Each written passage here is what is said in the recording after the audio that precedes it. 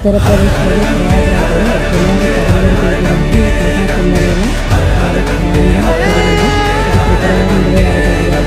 మహాకుంభమేళా ప్రారంభంగా జరిగింది.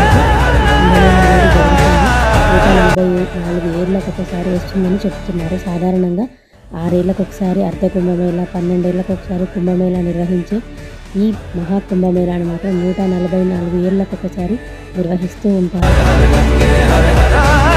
మన దేశంలో కుంభమేళాలను కేవలం 4 ప్రాంతాల్లో మాత్రమే నిర్వహిస్తూ ఉంటారు. ఉత్తరప్రదేశ్లోని ప్రయాగ్రాజ్, ఉత్తరాఖండ్లోని హరిద్వార్, మధ్యప్రదేశ్లోని ఉజ్జయిని, మహారాష్ట్రలోని నాసిక్ కుంభమేళాను ఏర్పాటు చేస్తూ ఉంటారు.